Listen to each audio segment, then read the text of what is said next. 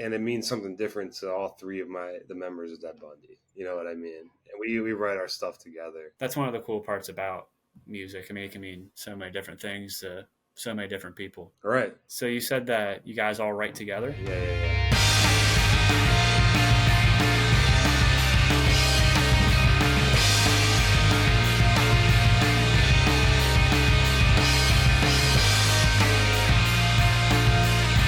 Hello, everyone. Today we have a very special guest from Cleveland, Ohio. We have Ricky joining us from Dead Bundy. Thanks for joining us, man, and how's everything going? What's up, guys? I'm Ricky from Dead Bundy. Welcome to my crib.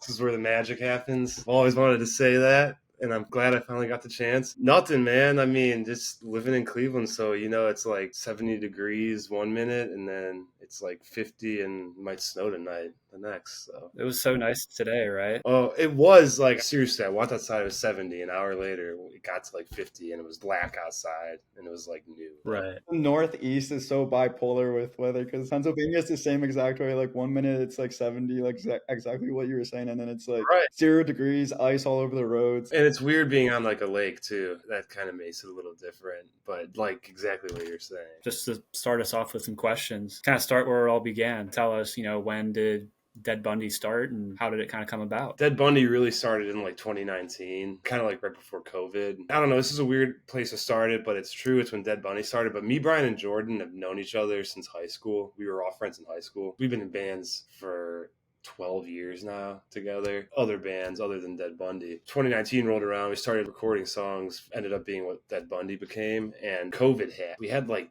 maybe 2 songs out, but we didn't really start doing much until right when COVID ended, I guess we did stuff online during 2020, but we couldn't play. Like, we had a couple shows in 2019, but we couldn't play a show again until 2021. So it's weird. Like, 5 years ago now. So you guys were all friends in high school? Oh, yeah. Jordan and Brian had gone to high school together, and then Jordan moved over to my high school. I met him, and that's how I met Brian. But we played in like metal bands throughout Cleveland together and through all those years, and eventually we just decided we were going to do something different. How Dead Bundy happened. You just stuck with the 3 of you as well? Yeah, that's really what it came down to. When you're in a metal band, you got like 7 people or something, and then people just start dwindling off. And then after all the years, when you're sticking together, eventually you only get to a couple people. The 3 of you that were the most committed. I guess. Or the most interested for the longest amount of time. You said you kind of started in metal. Yeah. All of you guys might say a different answer, but for you personally, what would you say kind of your sound influences are for Dead Bundy, especially? Well, for Dead Bundy, when I met Brian and Jordan in high school, they were like huge metal guys. I really didn't listen to metal that much. I tried out for their band, and then Brian had to teach me everything. I still don't think I was really good enough to be in the band, but I was the only one that played bass. I had that in my favor. The music I listened to was punk rock. I love NoFX, Blink-182, Sum 41, Offspring, all those kind of bands. And so that's kind of what I was always into. I mean, I liked metal too, but they really got me into that. And so that's kind of what we were doing from like 2012 to 2019. We had a couple different singers we didn't have anymore. So I started singing, and I love punk rock. So I think that's kind of how that ended up forming. What were some of the metal bands you guys listened to, if you don't mind me asking? Jordan and Brian loved As I Lay Dying. I remember, because Blood Runs Black. The really heavy stuff, yeah. Yeah. Like, they were like death metal. I think even before I met Jordan and Brian, they were doing like death metal music. We still were like doing like deathcore, metalcore kind of bands. I mean, they liked heavy shit and just had my little punk music. I mean, sounds like that ended up winning, so that's it lasted the longest. Right. Which is crazy. At this point, we have been doing Dead Bundy for like 5 years now. How long maybe we were doing it for like 7. We were doing metal for a while before that, but it is crazy how long we've been doing Dead Bundy now. You almost don't realize it. You almost don't realize how much time has passed before COVID and now. Yeah. You guys think about it. That was 2020. What was the atmosphere before COVID, and was that like atmosphere like when you're performing live at a concert and stuff, and did that atmosphere like change like 1 year after COVID when you're kind of slowly starting to get back to normal in a sense? Okay, yeah, I hear you. This is what I can say about Dead Bundy, is that we played like 2 shows, I think, before COVID as Dead Bundy in 2019, and it's when we just started Dead Bundy, so we were so small. It was like the smallest we had been ever in a band, because it was a brand new band. Have ever been in a band because it was a brand new band. What the I can't say this. the band, because it was a brand new band, those shows were smaller, but when we played with all our metal music, we always had killer shows, just like we do now with Dead Bundy too. Metal, I think, is more popular in Cleveland. Those were huge shows last summer with Dead Bundy in Chicago, and it was crazy, like just showing up to Chicago, and we're there, and we played with our friends in the Fluorescents. They're a pretty good band, so that definitely had something to do with it. But right after COVID, we did Incarceration Fest, which I don't know if you guys have heard of that, but it's a festival that they put on at the Mansfield Reformatory, which is like this old prison, almost looks like a castle. They do tattoos during it. It's pretty cool. I think that was the first time after COVID where I was like, okay, like this is kind of getting back to normal again, and there was tons of people. I mean, that was the most people I saw in like an area since COVID. But Incarceration is a cool festival. I don't know. Yeah, I've heard of it. Okay. But by now, things are probably pretty close to normal. In 2 weeks, we can perform. It's probably... Oh, yeah. But I mean, that was like in 2021, but everything's normal again. Let me put it this way, like normal for what it is now. I don't know, are as many people coming to shows? Maybe. I don't know, are bands touring as much? Maybe, probably not, because people aren't coming to as many shows. Maybe they are. I don't know. I really don't know. I have no clue. That changed a lot. COVID changed a lot for sure. It definitely changed a lot, and it's hard to really like think about what it did. But for sure. We have to ask about the band name. How'd that start? Oh, yeah. I don't know if you guys remember this, but there was this movie with Zac Efron about Ted Bundy. The Ted Bundy movie he did, and I don't even remember was he Ted Bundy? I mean, I can't even remember. I think he was. I think he played Ted Bundy or something in the movie. I remember we were all watching that, and we just loved Zac Efron so much. So we're like, oh, Ted Bundy, like, sweet, but, like, I don't know, maybe somehow we'll make this cool. So, yeah, there we go. But our producer thought about it, Ted Bundy. We didn't even have a name when we were recording. We were just recording shit for fun. That's kind of really how that came about. We love Zac Efron and had a huge crush on him in that movie, and I think that's really what it was. Right, it was that simple. Just came out of that. Really, yeah, it was that easy. It was meant to be. What do you think of Zac Efron now after all the plastic surgery? Is that plastic surgery? I don't know. I was like, damn, that's crazy. I've seen that. He got shredded out of nowhere. I know. It's like, I think it's real. I'm going to believe it is. That's for sure. Me too. We're going to choose to believe it's real, yeah, because he's perfect. Yes, exactly. He started Dead Bundy. Yes. He might not know it, but he did. He might not know it.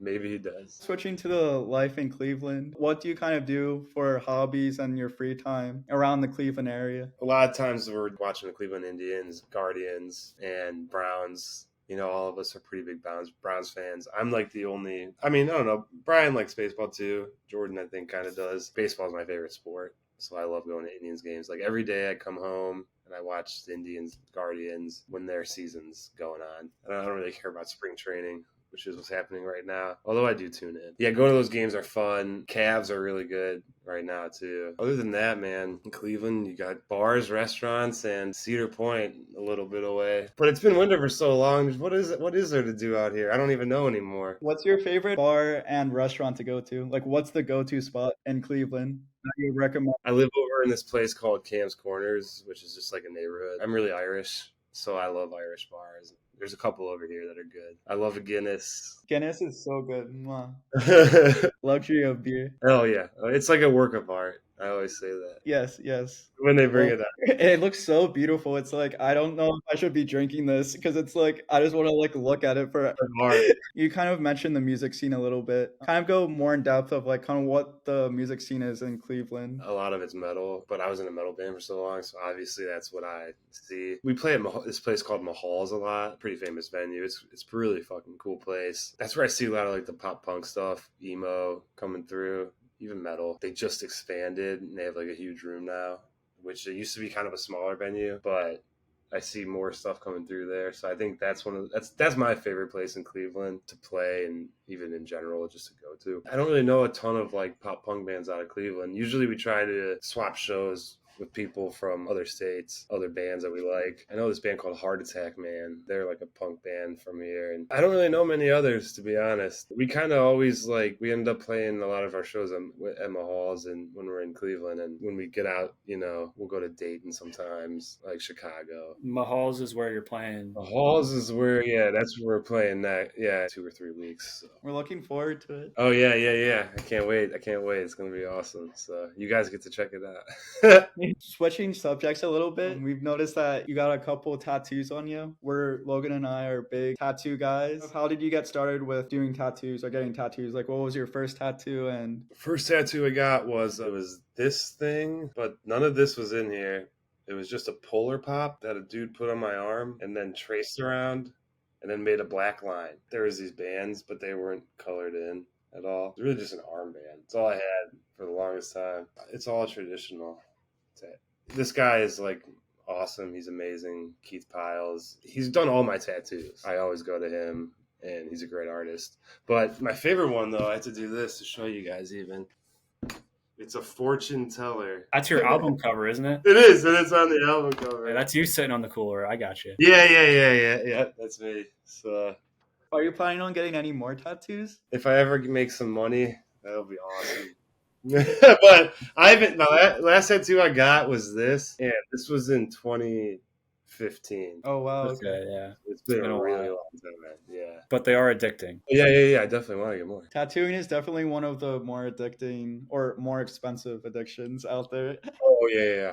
It definitely is. But honestly, it's worth the money. That's for sure. But Right. you have to have money to spend it. Exactly. If Brian was on here, I know he has a decent amount of tattoos, right? Oh yeah. He's the one who introduced me to my tattoo guy. So now looking more at your music, you said Dead Bundy pretty much started in 2019. Would it be fair to say that most of your music started officially coming out in 2021? Yeah, that's like when we started doing everything that really came out on our first album. The first thing that I found that you released that year was your Spotlight cover from Little Peep. Oh yeah. How'd that come about? Oh yeah, that's actually a funny story because the band that me, Jordan, and Brian had done for 7 years before that, we had gone through a couple singers. So Was Little Peep one of them?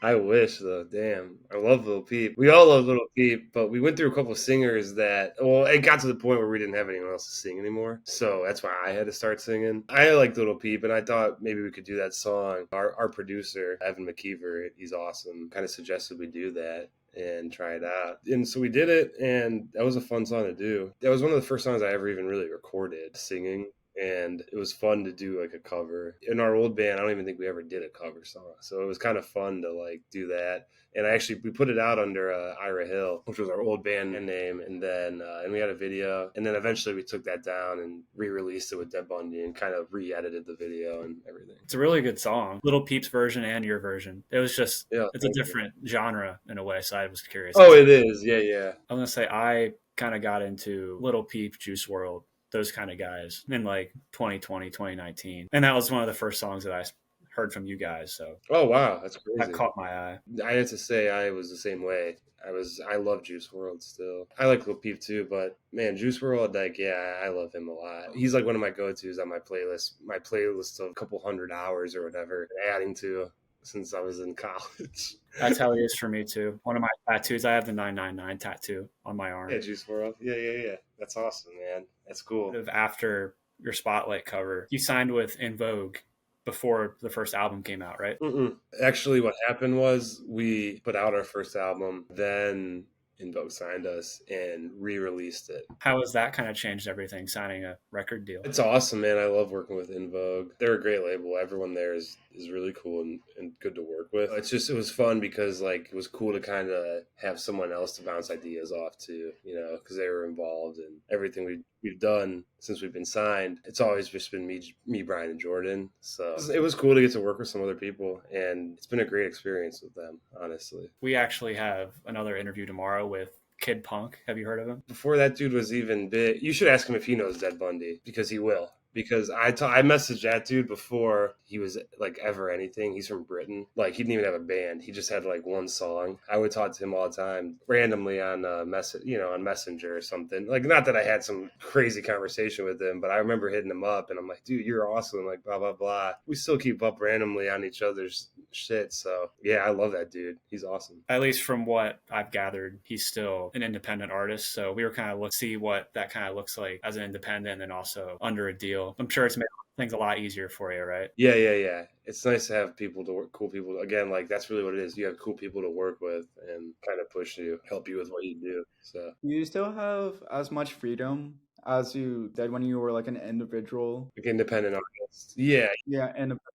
In Vogue's like they never really they never mess with us or say like don't do this or blah blah blah. I thought when it was going into it that's almost maybe how it would be, but not at all. So they've been great. I mean, since you've signed with them, you guys have released some awesome stuff. So No, I appreciate it. now looking at some of the stuff that you released with your debut album, Not Sorry. So the first song I ever heard from you guys was Better Alive, and it just came up because of the algorithm on Apple Music. When I first heard that song, I was like, shit, these guys have gone through something. This song's so bad. And then I looked at the rest of the album. There's songs about your mom on OnlyFans and stuff like that. Just your songwriting process must have been a lot of fun for that album, especially. We kind of went into the split between the serious and not so serious songs. It's a good observation. I mean, I think that we recorded that album, a lot of it in 2019, like throughout COVID even, and then we just started dropping songs. I think we started really releasing those songs during COVID. We had a lot recorded, and we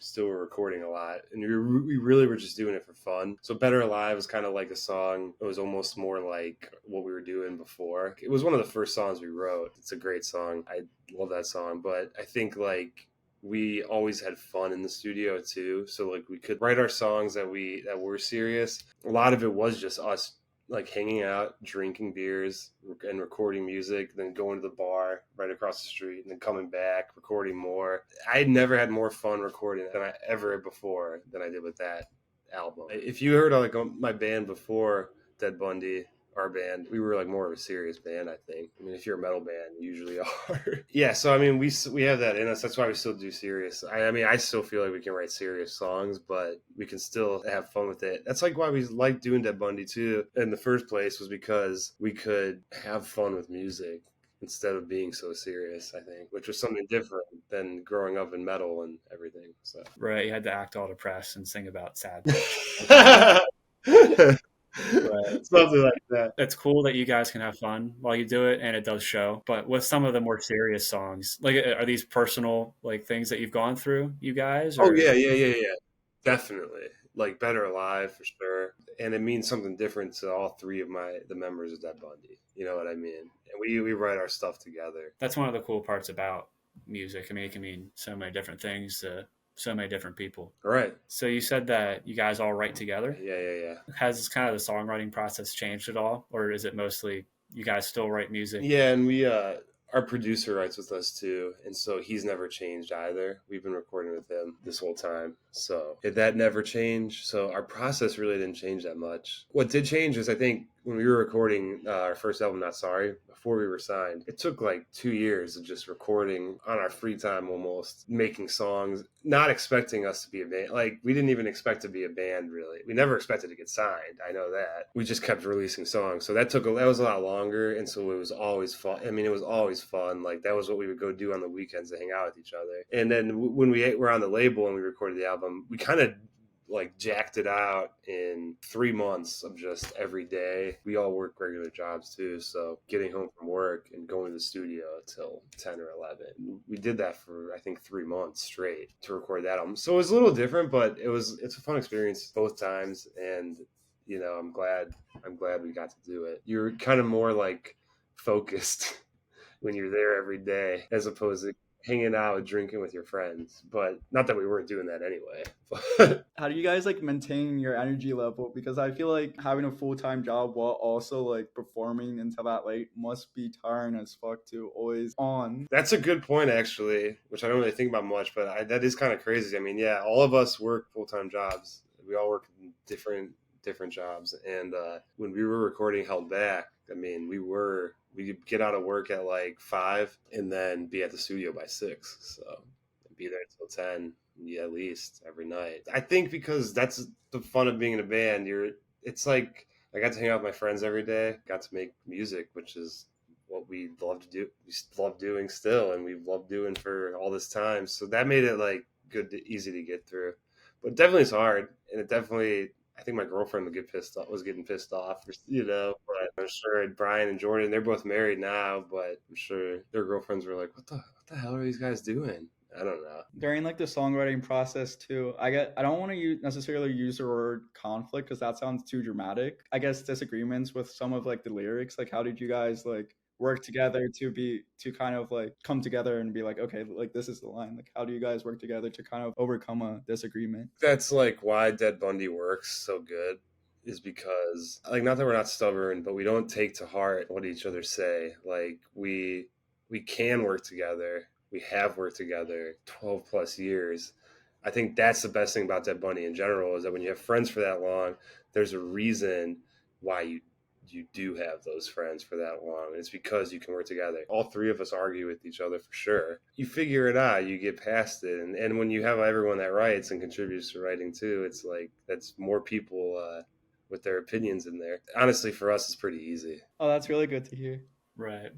Working with people you get along with, I'm sure makes it a lot easier, for sure. That's what it is, because you're never like mad at each other. You know, everyone wants the best and everyone's different. The whole point of being in a band with other people is creating something together. I know it sounds so cheesy, but it's so true. And that's how you make a band work. Knowing people in your band is the best, because you know both extremes. You know how to like annoy the hell out of them, but then you also know how to like de-escalate them, or like calm like your friends down, and like kind of like de-escalate. Working with each other. I mean, that's what you are when you're friends. You know how to push each other's buttons. You know how to, like you said, de-escalate a situation. But that's the cool thing about being friends and working with your friends. But Caleb, I think dramatic might be a good word, because you see the situation come up too often where, like, Ricky will know this with Blink, for example, and Tom DeLonge. That was very dramatic. That whole situation was fun. But when problems arise, then it gets all screwed up, and then you end up with 10-year gaps without the best stuff coming out. You know what I mean? It's a good example, honestly, yeah. And obviously they've been friends, and it was more than just music for them. Yeah, their comeback has been cool to see too. They're one of my favorites as well. So now, kind of going from Not Sorry, your debut album, to last year, 2023, looking at the Held Back album, when did the recording and writing and everything kind of start with that? Like, was it all in 2023, or was it before that even? That was like in, like 2022. So we recorded that album from February to like May, I want to say, in 2022. And then it came out in 2023 summer. Because you started releasing around, what, Valentine's Day, right? 100%. I'm going to say, you started releasing singles for the album around like Valentine's Day, right? With Out of My League, I think, was probably the first one. Yeah, you're right. Well, that was 2023. Right, yeah. So yeah, it was like pretty much a year after we started recording it. But we also, Drunk for the Summer came out. That was like the long single that was still on the album. Well, you're right. I think that it was Out of My League. And yeah, it was a Valentine's Day single. You're right. So that was about the time when I really started like following you guys on like social media, especially. And then like I know with Out of My League and then Go Sing You and Graduate, they all kind of came out one after another. Yeah. For like the different holidays at that time of the year, and they got me really hyped for the album, which the album is very, very good too, by the way. No, thank you. I appreciate it. Comparing your most recent album to the first one, do you think any type of message has like changed? Almost more like a somber feeling or something. I don't know how to say it. I think we were like all dealing with more stuff at that point too, like with our regular lives. I think it was just kind of different than our first album in that way. We're like, that was fun writing all of those, and they all mean a lot. So I think it was different, but it's just hard. I don't even know how to say why. I totally hear the comparisons between the two for sure. But I would say that on Held Back, I feel like I've noticed that there's not like a piss skit on it, or yeah. My mom's on OnlyFans or something like that. Not as much like that. So yeah, I think our closest thing we got to was our Boomer song. Right. Like the energy is still there, but it's a little more serious. I could hear that too. Sure. Maybe it has something to do with just how we were recorded even. I don't know. Drunk for the Summer was like one of the first ones we recorded. So that one was like we were partying for that. I think that song kind of shows it too. Right. I'm trying to think like Bad Day and Anarchy. Those are like even more somber, but they got energy to it. I don't know. Absolutely. For Drunk for the Summer, being I'm on the golf team here at school. Oh, okay, cool. Being on the team, that's a song that I shared with my teammates, and playing flip cup and everything at school. When that lyric popped up, everyone went crazy. It was funny. Really? That's awesome. That's a great party song. Yeah. I mean, we party to our own "Drunk for the Summer" song. That music video is fire too. That looked like a blast to record. It was awesome. That was so fun. That was our buddy Vince Lundy, who I was telling you guys about before this. He shot that, and he shot most of our videos, and he's really good too. And he shot the Out of My League, and the Rockstar one we played. Ohio is for Lovers Fest in Cincinnati, so that was really fun. That was one of my most fun shows to play. But that Rockstar video, they shot there. That was cool. Are a lot of the ideas in the music videos your ideas, or the label, or Vince's ideas? Most of it's yours. Yeah, I mean, no, Vince is a huge collaborator too, but like a lot of it is originating with us and what we're thinking of. But Vince is great to work with, and he takes all of our stupid ideas and makes them make sense. So.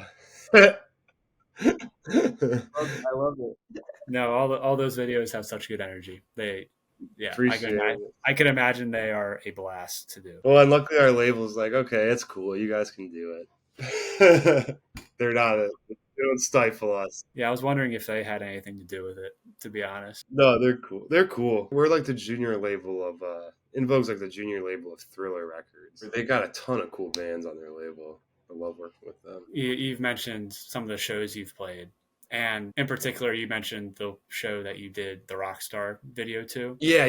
We have to ask about the story behind the blow-up dolls and the dick cannons and stuff. How did those start? It started way before that show.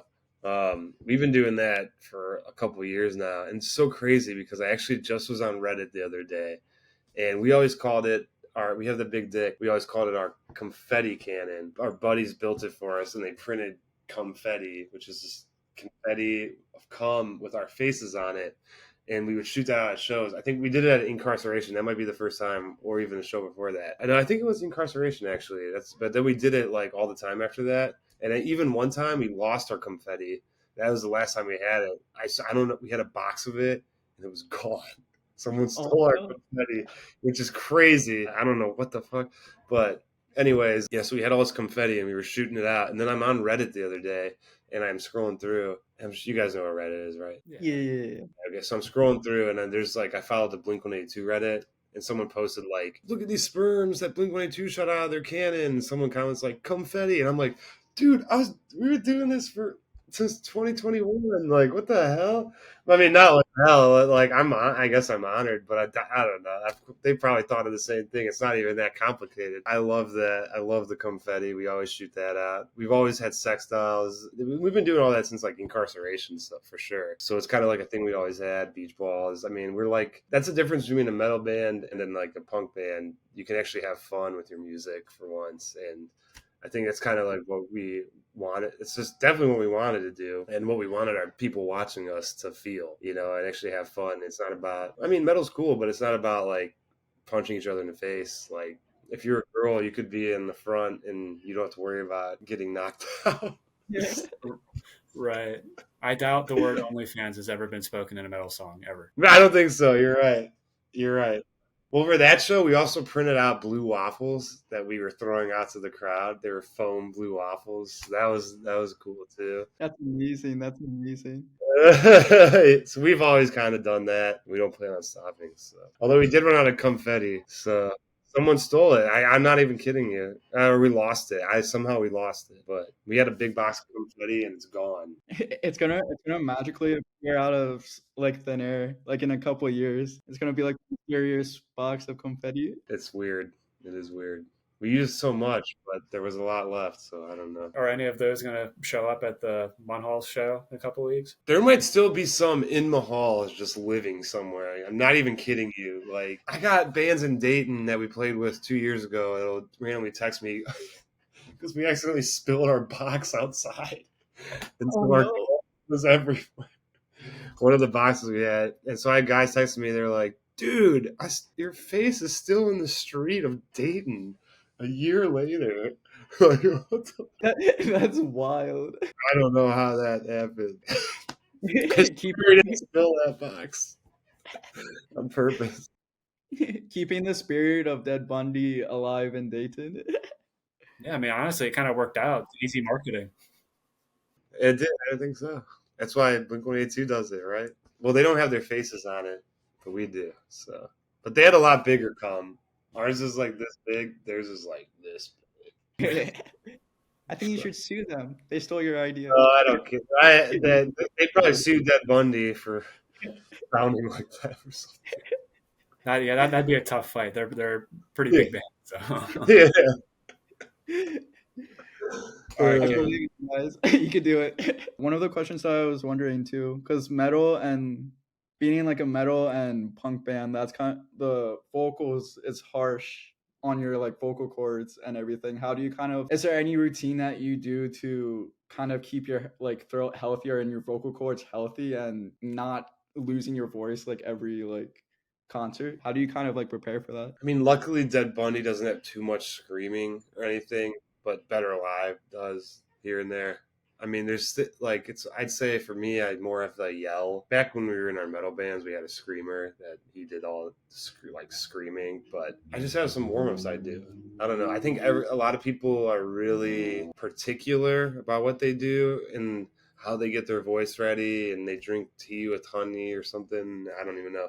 But I just do these warm ups. As long as I do them the day of my show, I'm pretty much okay. I drink beers, and I just, I don't care. It doesn't matter. I really just try not to eat like some huge meal or something before I play. That's really the only thing I'm thinking about. Well, usually I'm thinking about eating a meal. I'm like, I'm going to perform this and drink some beers. So I don't know. Yeah, I just warm up like once, and then I'm good. I don't know. If you practice, you don't lose your voice. Or I don't know. I guess I've never lost my voice because I was singing too many times in a row. Yeah, I've lost my voice if I was like sick. If you warm up, you should be good. I don't know. I would think.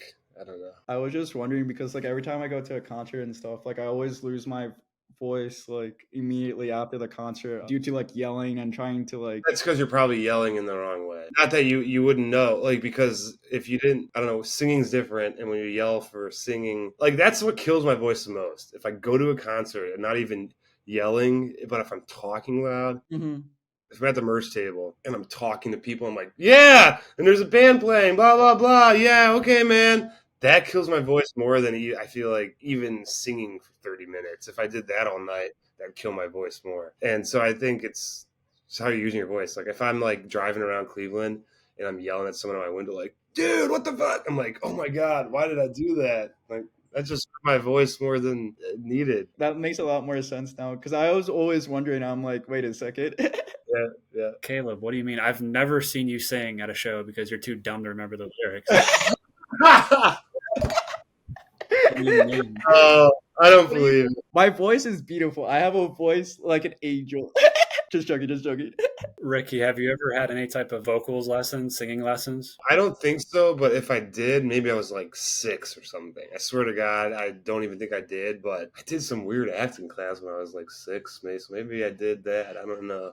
But I did choir in high school, and I got kicked out. Well, I didn't get kicked out, but the teacher didn't like me, and so I switched to general music instead. And then I was with a bunch of kids who just did spitballs on the ceiling all day. But no, yeah, I haven't. I taught myself there's like Melissa Cross is really good, and she's like, has got videos of her doing like Lamb of God from back in the day, like Randy Blythe teaching him how to scream correctly and stuff like that. She's cool, Melissa Cross, and there's like another Melissa person on YouTube called Voice Hacks. That's really good. I just watched all those videos, and also my producer's is a good teacher. Honestly, he taught me how to sing good. I was just wondering when you kind of found out that you're like, you have to sing now, like you said. When I started Dead Bundy. Yeah, when you found out, I didn't know if you kind of went through the transition and like got lessons and got practice and everything. No, it was terrible though. It was really hard because I was singing for my old band before Dead Bundy. So I was singing for this band called Ira Hill because this guy was out of our band and I had to do all his parts. But it wasn't actually screamo. We were like a butt rock band for an album. So I had to sing his parts, which weren't like my range, I guess. So that was like hard, but that made me realize I had to learn how to actually sing. And so I watched Melissa Zimmer, that's her name, on the internet, and then Melissa Cross. Just doing that, I learned. So, and I had my producer. When you're doing these kind of vocals, you're not going to want to go to like some classical vocal teacher. You got to know like how to sing. So, but I think YouTube's great, man. I don't know, it works for me. I'm trying to teach myself the drums that way through YouTube. Oh, really? Yeah. Well, you want to know how Jordan, my drummer, learned? He'd play Guitar Hero. Oh, that's awesome. I see the situation, especially with But drums. seriously, I'm not even kidding you.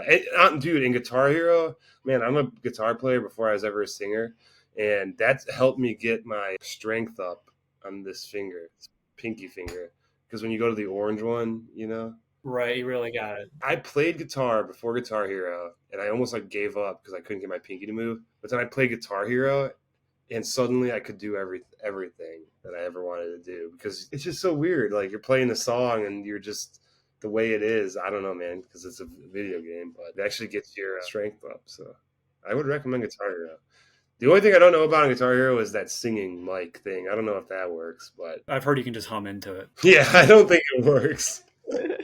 You're right. That seems like the sketchiest thing. But drums, at least you're like, blah, blah, blah, blah, blah. Guitar, you're like, Right. so Yeah. that's the technique, man. It's that's the workout you need to do. So.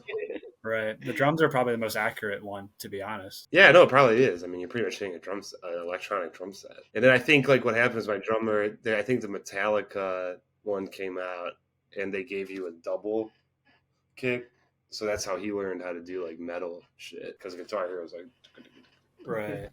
No, yeah, that's a cool story. I don't know. I'm not a drummer. It's I don't know how to do that. You still play bass for the band, right? Honestly, I really don't play bass. I don't play bass live, and I don't even record the bass anymore. I just sing, but I still play. I play guitar more than I play bass at my house, in my bedroom here. I just plug into my computer and I just jam, but that's the most of it. That was going to be my next question, was if you sing and play at your concerts. I definitely do that. I got my acoustic, which I like doing that with, but it gets so warped in my apartment, especially right now, because it's been swinging hot, cold, and nothing's consistent in here, so my acoustic is so messed up. I need to fix it. I like singing with that, but yeah. I mean, we've done a couple acoustic songs and stuff. Dead Bundy. Okay, so that's on Friday, and we're on Sunday. Okay, cool. I'll tell you this though, it'll be cool for you guys to go to Beach and Ballroom no matter what. It's on the east side of Cleveland. Cleveland's really divided east side and west side. I live on the west side, and that's where Mahal's is. That's where we're playing. That's all west side. Most of the venues I ever played at, I've never even played at Beachland on the east side. I think I've really only played on the west side my whole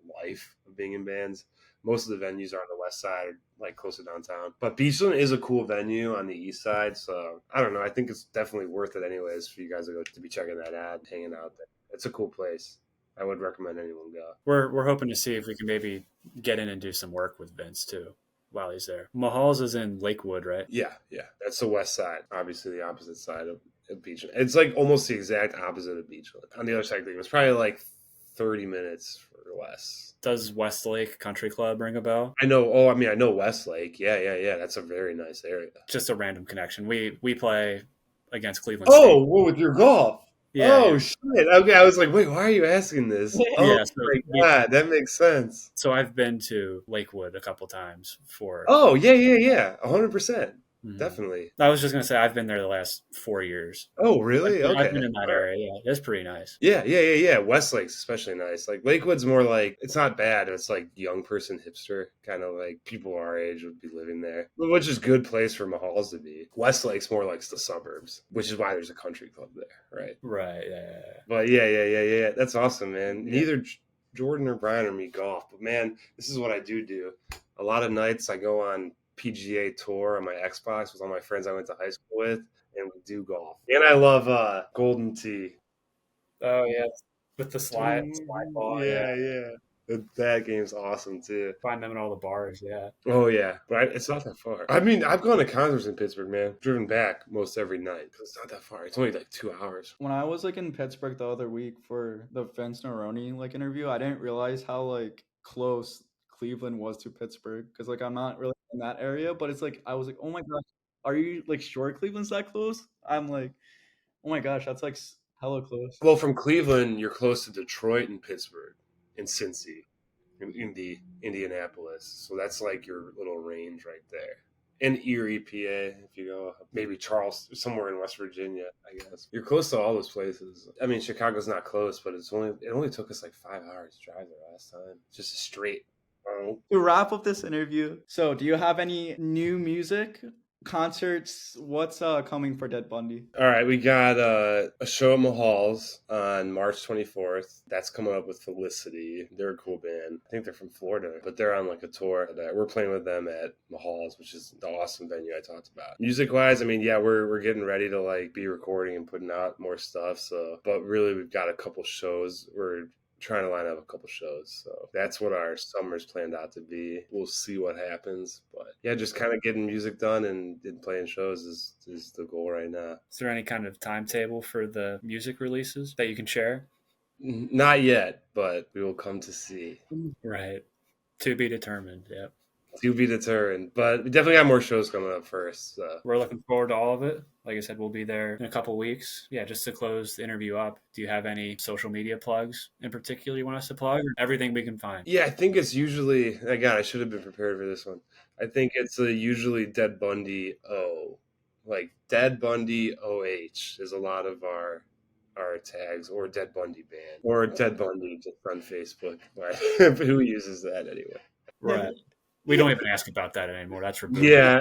So I think it's Dead Bundy O on every Twitter and Insta or X or whatever we call all these things now. Anyways, and TikTok is Dead Bundy. You can find us if you go to our page and there's like a picture of a wiener somewhere. There's a website, right, with merch and everything on it. Oh, yeah, deadbundy.com. That's where we sell our merch. So we should have some new stuff coming out pretty soon here. So keep your eye out. There's going to be merch at the show too, right? Yeah, there's always merch at our shows that we don't have online. So if anyone's wondering, come to the shows. You'll get more than just a good time. Please come. Yeah. It's more than a good time.